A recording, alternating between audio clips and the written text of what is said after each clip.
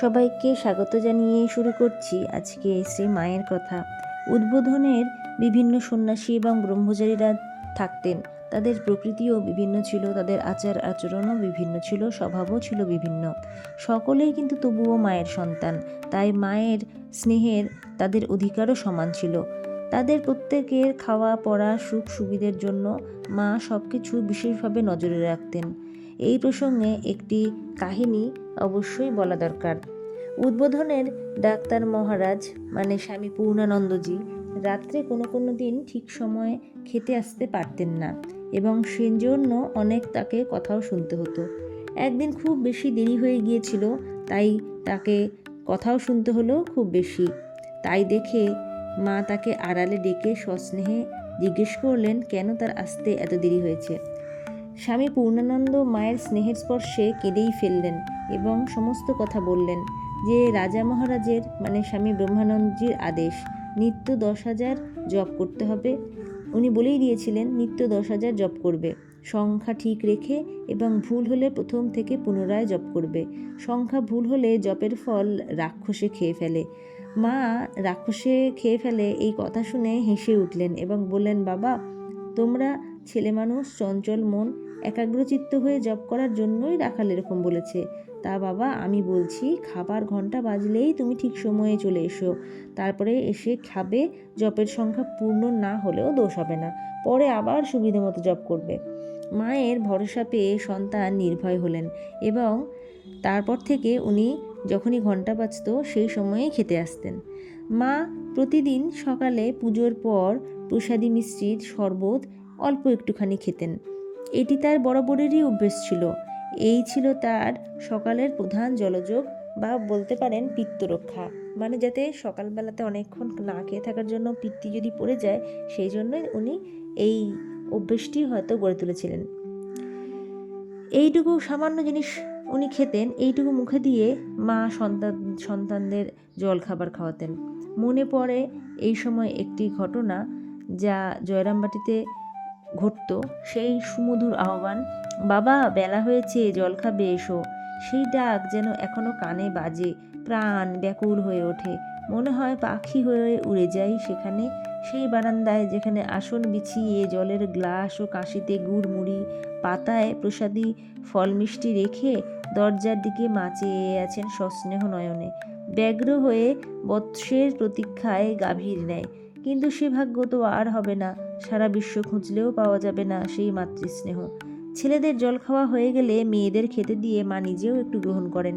ভক্তরা যে ফল মিষ্টি আনে তা অপরেই পায়, মানে যেসব ফল মিষ্টি মায়ের জন্য নিয়ে আসা হতো, ভক্তরা যেগুলো নিয়ে আসতেন সেগুলো শুধু অন্যেরাই বেশি খেত, মা কিন্তু খুবই কম খেতেন। তিনি সামান্য একটুই মুখে দিতেন, অল্প 4টি মুড়িই ছিল তার মুখ্য জলখাবার।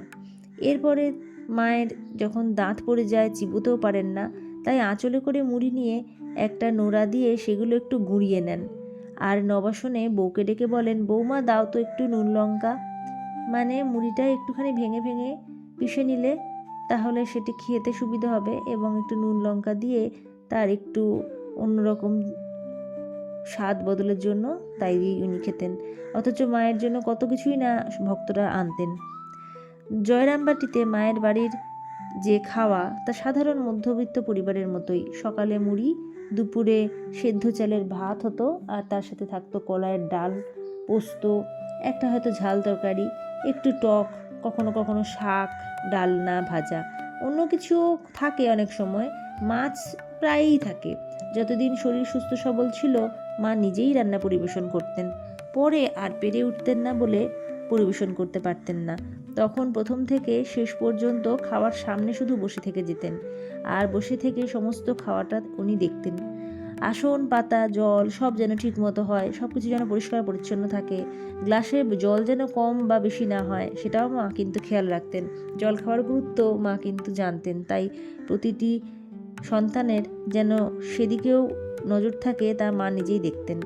পাতা যেন ঠিক আসনের সামনেই থাকে, মানে আসন বা পাতার পরে পাতাটা যেন ঠিক আসনের মাঝখানে হয়, সেভাবেও তিনি খেয়াল রাখতেন। আর আসনগুলি ঘন ঘন হবে না, দূরেও থাকবে না, কিন্তু সমান সমান ফাঁক হবে। পরিবেশন হচ্ছে মায়ের সুমধুর আহ্বান। ছেলেদের হঠাৎ কানে গেল, বাবা বেলা হয়েছে, দেরি হয়ে গেল, তাড়াতাড়ি এসো, পাতে ভাত পড়েছে, খাবে এসো। ছেলেদের একটু দেরি হচ্ছে, হাতের কাজ শেষ না করে আসতে পারছেন না। মা পাতা আগলে বসে আঁচল দিয়ে মাছি তাড়াচ্ছে। শুধু পাতায় খাবার দেওয়া হয়ে যাচ্ছে বা ফাঁকা পাতাতেও মাছি বসলে তা যে স্বাস্থ্যের পক্ষে ক্ষতিকর মা তা জানেন। তাই সেজন্য মা তার আঁচল দিয়ে সব পাতাগুলো আগলে রেখেছেন আর মাছি তাড়াচ্ছেন যেন না বসে হাওয়া করছেন। ছেলেরা খাচ্ছে, মায়ের চোখে মুখে কি গভীর আনন্দের প্রকাশ। মা ছেলেদের খাওয়া দেখেই সন্তুষ্ট হচ্ছেন আর আনন্দের সাথে চেয়ে আছেন। সুমধুর স্বরে জিজ্ঞেস করছেন, কেমন হয়েছে? কারো পাতে ভাত নেই, কারো বা ডাল কম, কার কিসে রুচি, সেই সব দেখে শুনে বলে কয়ে পেট ভরে খাওয়াচ্ছেন। কোনো নবাগত ভক্ত ছেলের আবার প্রাণের আকাঙ্ক্ষা মায়ের প্রসাদ পাবে। মা তাকে বুঝিয়ে সুঝিয়ে প্রথমেই খাইয়ে দিলেন, মানে অন্যান্য ছেলেদের সাথেই।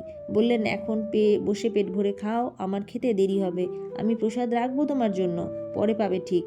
দুপুরে মা একটু দুধ ভাত খান, তরকারি একটু একটু করে সব কিছু মুখে দিয়ে বাটিতে 4টি ভাত মাখলেন, নিজে একটু মুখে দিলেন, তারপরে সবটাই প্রসাদ প্রার্থী ভক্তকে ডাকলেন। সে উপস্থিত হলে প্রসন্ন মুখে বললেন, বাবা এই ধরো গো, প্রসাদ চেয়েছিলে, বসে বসে তৃপ্তি করে খাও। সন্তানের প্রাণ জুড়ালো, মায়েরও পরমানন্দ।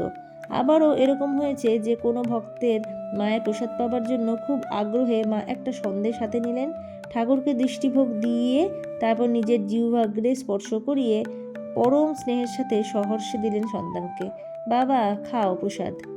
এইভাবেই মা তার ছেলেদের জন্য যেভাবে যত্ন করতেন সে সমস্তই আপনাদের সামনে আজকে তুলে ধরলাম। তবে এই যে ঘটনাগুলি মাতৃসমীপে স্বামী শারদেশানন্দজির অভিজ্ঞতা থেকেই জানা যায়, সেইখানে আপনারা আরও বিশদে জানতে পারবেন। আপনারা নিজেরা অবশ্যই সে বইটি একবার পড়বেন। সবাই বলুন জয় শ্রী ঠাকুরের জয়, জয় শ্রী মায়ের জয়, জয় স্বামীজির জয়। পরবর্তী ভিডিওতে আবারও আপনাদেরকে আমন্ত্রণ জানিয়ে আজকের মতো ভিডিও শেষ করছি।